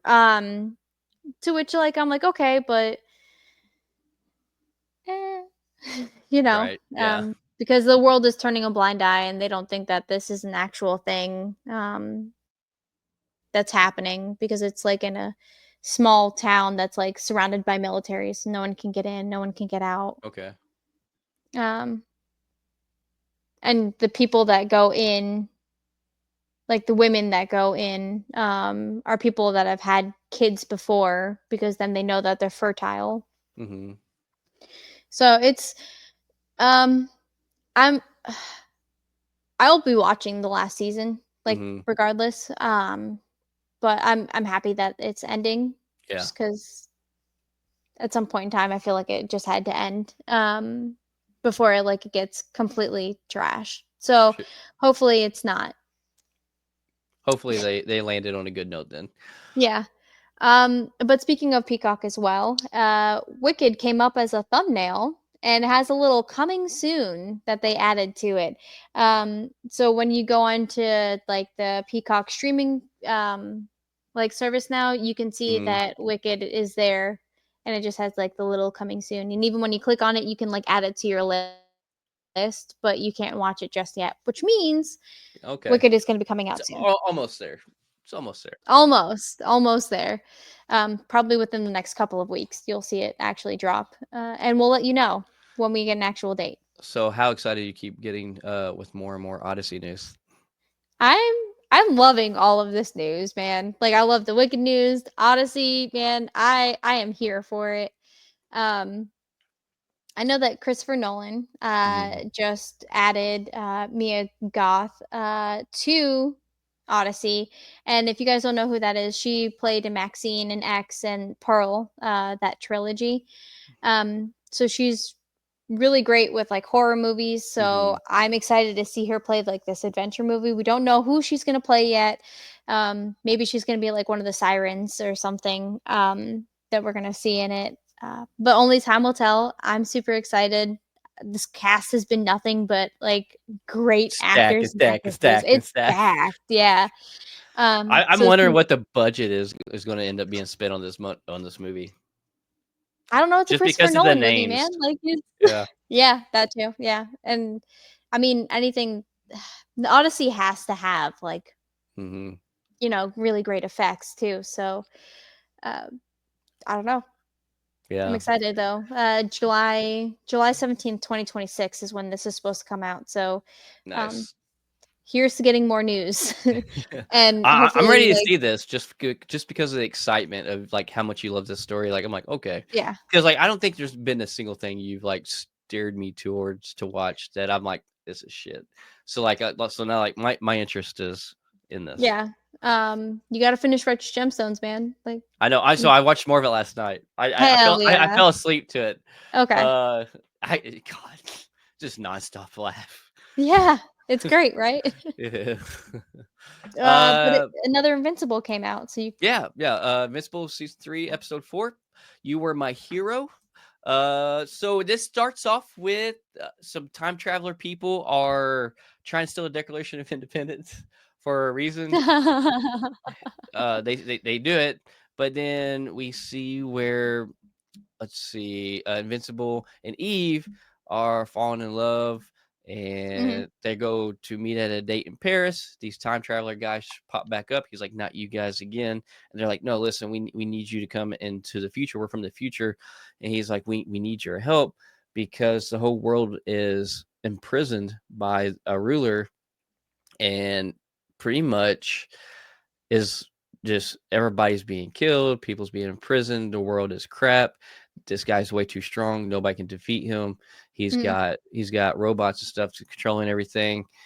And so they trick him. They don't trick him. He says no, he's not going in the future. He's on a date. He doesn't have no time for this.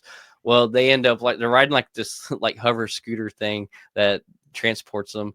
They pretty much just run it into him and push him in the portal. And Yo. yeah. And so come to find out, it's in the future. Invincible has left Earth and left Immortal in charge, and which is played by Ross Marquand. And it's an immortal with long hair and a crown. And Immortal's like, everybody I've loved is just keeps dying and dying century after century after century. And he's pretty much just lost his will to live, but he refuses Mhm. to take his own life. So he's begging Invincible to take his life. And he's like, I'm not killing you because that's his big thing. He's like, I don't want to kill people. I don't want to become like his dad. And so they end up getting into a fight and he ends up decapitating him. And yeah, and Goddamn. yeah, and the robots that he had in like controlling everything, they shut down. And right before they shut down, they're like, "Oh, the power is going back to the people. This is what the king wanted. He wanted to die." And that's what it took. Come find out, Invincible left Earth, left him in charge, and he's like, "I'm not. I wasn't built for this. I wasn't meant for this." He's like, "It's all your fault. Why the world's like this because you left somebody in charge that didn't want to be, and I can't handle it." Mm. So comes back, and then it's just him and Eve pretty much on dates, flying together. There's music playing, a whole bunch of different random scenes, and then they end up telling each other "I love you" for the first time. And then it goes back to the alien and Omni-Man being imprisoned by the Viltrumites, and Omni-Man's just given up, says he deserves death, but then he says that he, oddly enough, misses his wife, which, as we found out before, was just like a big play of, to destroy Earth. Yeah. And so finally, eventually, they're like killing him. The alien breaks out and he lets himself start getting beat up just so Omni-Man can finally save him. And they end up destroying all of them and floating in space. We see Battle Beast, this character called Battle Beast, come out, which is pretty crazy. He ends up helping destroy. He like the alien frees him, and everybody. He actually frees everybody from the prisons in there to help fight these robots and these things, and they Hmm. all get slaughtered. Battle Beast is the only one that lives. And anyways, that's pretty much what happened in this episode. So yeah, it was a fun episode. Finally, I'm glad we're done with the scenes of the alien and Omni-Man back and forth, and him just convincing him to leave and get out. So he's finally out. So it's interesting to see if they're going to go back to Earth, obviously, and team up with Invincible to help save Earth. But Yeah. yeah, that pretty much wraps us up for Educated Wish. Have you take over with some gaming? Let's go.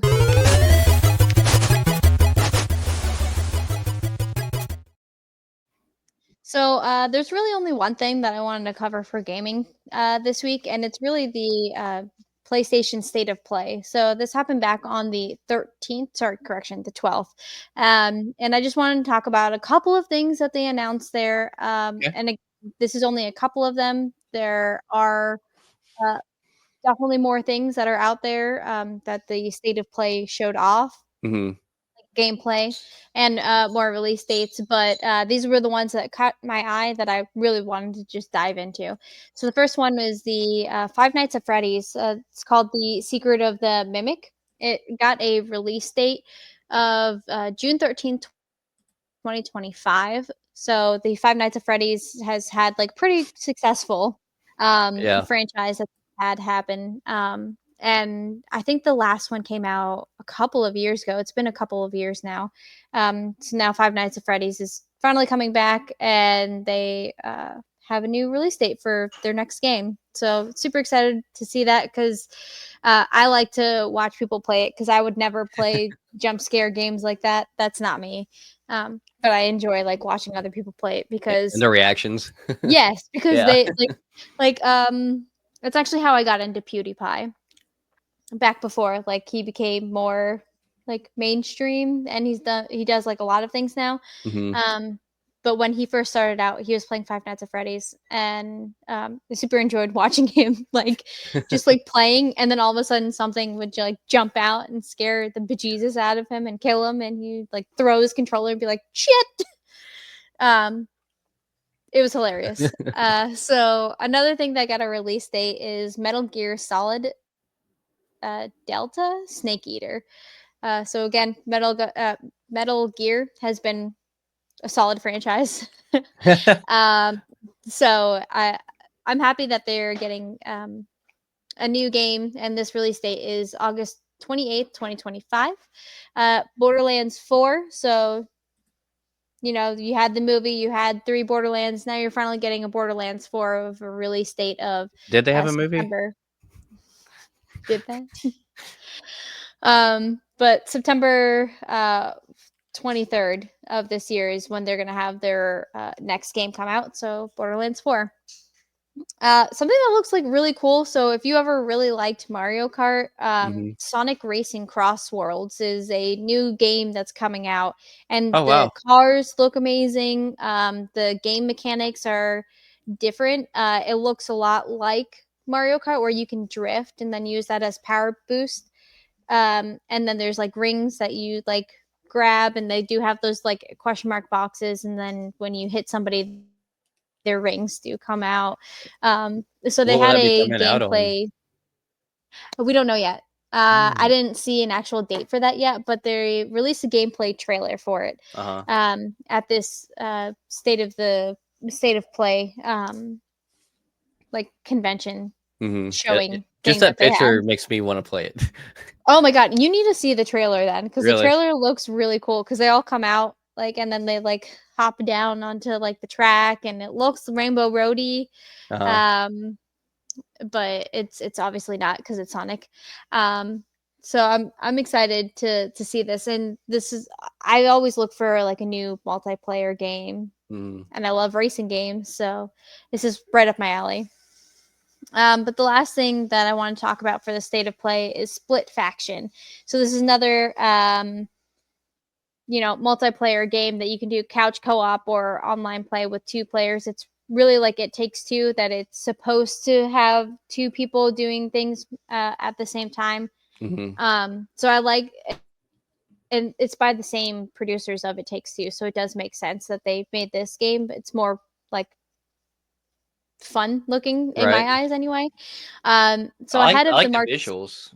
Right. I've been loving these visuals. So ahead of the March 6th release, they have a story trailer that came out during the State of Play. So yeah, Nice. that's it for gaming. We'll jump into some con spotlight then. Let's do it.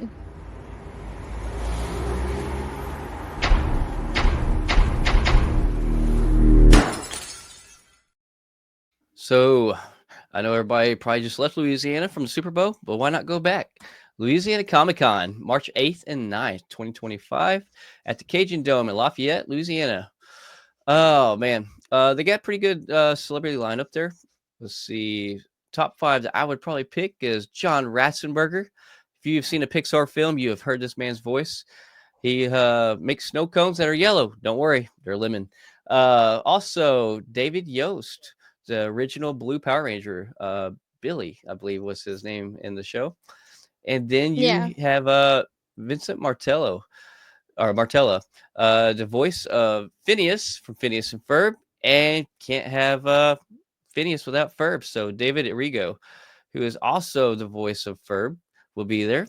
And then everybody loves Scooby Doo, and the voice of Shaggy, Scott That's Ennis. awesome. Yeah. So and he's actually he's from an hour from me. He's where he's from, Poplar Bluff, like an hour from where I live. Yeah. Oh. I think he lives in Louisiana now, I believe. Mm. But Yeah. he's from like an hour from me.